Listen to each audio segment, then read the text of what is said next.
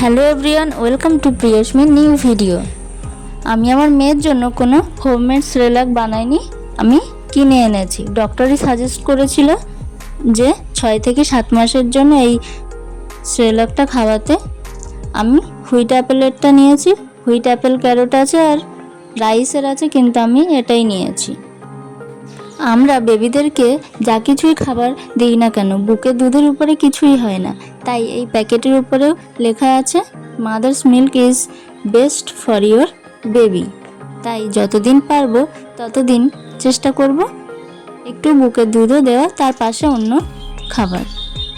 এটা আমি অনেক আগেই খুলেছি, আমার বেবিকে খাইয়েছি, কোনো অসুবিধা হয়নি। প্রথম 3 দিন অল্প করে খাইয়ে দেখেছিলাম, কোনো অসুবিধা হয়নি। ডক্টর যেভাবে বলেছে আমি সেভাবেই আমার বেবিকে খাইয়ে থাকি। আর এই পেপারটা আমি পুরোটা কেটে দিইনি, অল্প একটু কেটেছি। এবার এখান থেকেই যখন খাওয়াই তখন বার করে নিই। আমি এই পেপার থেকে বার করে কৌটোর মধ্যে রাখিনি, কৌটোর মধ্যেই পেপার সহ আমি রেখে দিয়েছি। যে কোনো এয়ারটাইট কন্টেনারে এভাবে পেপার সহ রেখে দিলেই ভালো হয়।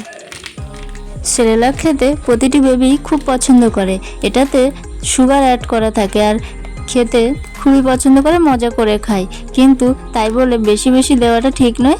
আমি আমার বেবিকে দিনে 2 বারই দিয়ে থাকি আর অন্যান্য খাবারও দিয়ে থাকি। এই খাবারটা যদি সবসময় দেওয়া হয় তাহলে অন্য খাবারের স্বাদ বুঝতে পারবে না আর খেতে চাইবে না তখন। তাই সব রকম মিলেমিশেই দেওয়া উচিত। সেরেলাকে আমি ঠান্ডা জল মেশাই না, হালকা কুসুম গরম জলে মিশিয়ে সোনাকে খাইয়ে দিই। দুধের সাথে মিশিয়ে কখনো খাওয়াই না, কারণ আগে থেকে দুধ অ্যাড করা থাকে। সেরেলাক খেয়ে যদি বেবির কোনো সমস্যা না হয় তাহলে অন্যান্য খাবারের পাশাপাশি এটাও দেওয়া যেতে পারে। এখন সোনা খেলা করছে।